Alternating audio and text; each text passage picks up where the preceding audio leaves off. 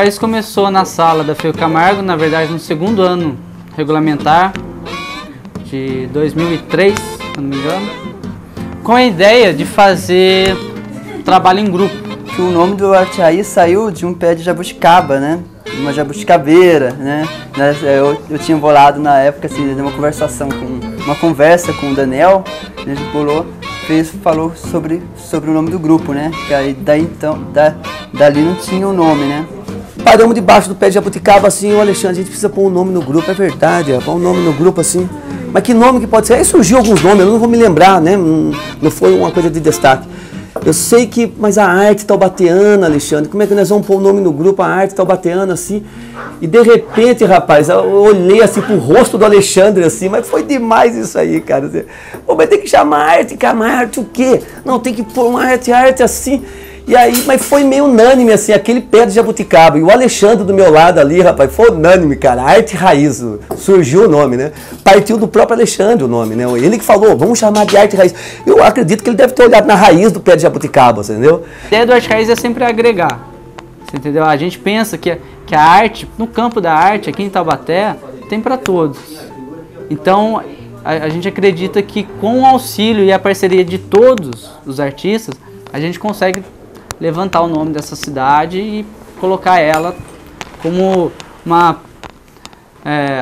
uma cidade de artistas mesmo, ou de formadores de públicos que possam estar vendo um bom teatro, assistindo uma boa peça teatral, vendo várias mostras, várias exposições e até mesmo tendo esse fomento de fazer trabalhos artísticos, independente da técnica, do estilo, dança, seja o que for. Toda vez que o Arte Raiz insistia em bater numa tecla só artística, né, como se fosse assim, vamos levar o trabalho do grupo para o museu, vamos começar a vender o trabalho do grupo. Nesse momento o Arte Raiz dava uma balançada. A gente sentia um grau de dificuldade imenso. Bom, vamos lá, né? Venhamos, né? Porque na realidade para sobreviver de arte no Brasil é difícil, então já existe isso. Mas eu sentia que quando a gente falava que queria fazer um trabalho voluntariado, que queria se desenvolver artisticamente, envolvendo adolescente de periferia, o Arte Raiz se destacava. E a gente veio percebendo isso ao longo do tempo, começamos a insistir nisso daí, né? E hoje o Arte Raiz, já pegamos o que é o Arte Raiz. Nós somos formadores de opinião no mundo da arte, né? Então, independente de criança ou adolescente, a missão do Arte Raiz, creio eu, que é realmente a formação de público. Mostrar para as pessoas que a arte é acessível a qualquer um. Ninguém é a melhor.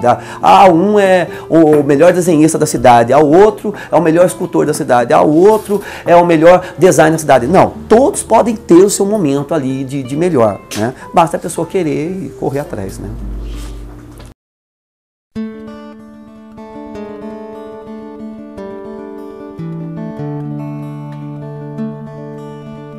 Teve a época da crítica, que a gente fez um trabalho em sequencial, né? Se eu não me engano, uns 9 trabalhos, 8, 9 trabalhos sequenciais de porte grande, né? Aí entrou numa fase de tinta natural, que a gente começou a trabalhar com pigmento, né?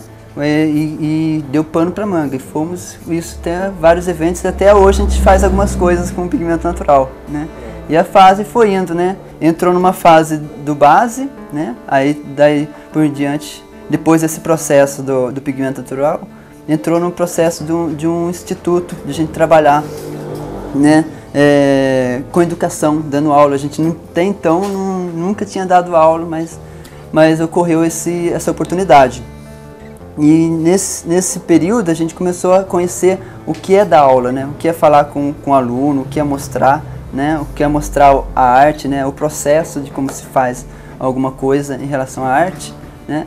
Foi nesse instante que a gente teve o privilégio de começar uma profissão, né? Então a gente está começando a ser educador, né? E nem sabíamos disso, né? Depois dessa segunda fase, estamos na terceira fase, que é trazer as pessoas para trabalhar com arte no nosso ateliê. Então surgiu então daí a ideia de se abrir uma escola. Essa ideia foi em conjunto com o Ito, né, o escultor Fernando Ito, junto com o projeto Núcleo Brasil Feito à Mão, de agregar então o que a gente sabia, que eu sou professor, então o que eu sei fazer? Eu sei ensinar. Então é ensinar para as pessoas gratuitamente, essa foi a ideia inicial da escola da xilogravura, ensinar gratuitamente as pessoas o conceito básico da xilo.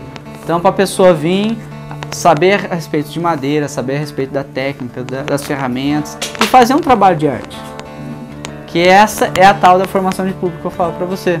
Então às vezes a pessoa, mesmo a pessoa que não conhece, vamos agregar, vem conhecer. Então a gente está nessa fase, na verdade, de formar as pessoas não só para fazer o trabalho, mas para apreciar o trabalho, para entender o trabalho, para gostar.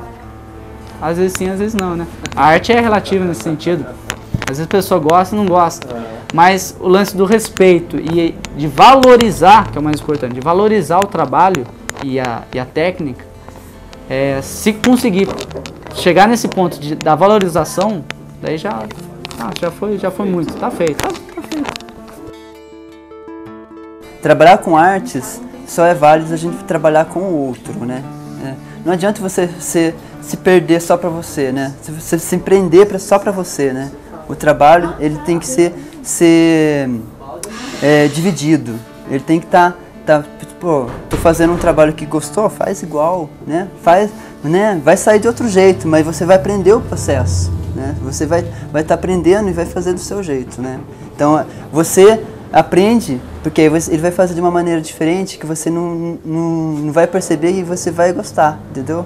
Né? Mesmo sem ele saber, né? Então você vai estar aprendendo com ele, assim como ele vai estar aprendendo com a gente, né? Então é um processo de troca, né? Eu creio que seja um processo de troca, porque eu acho que o artista já está embutido na gente e a gente que não sabe, né?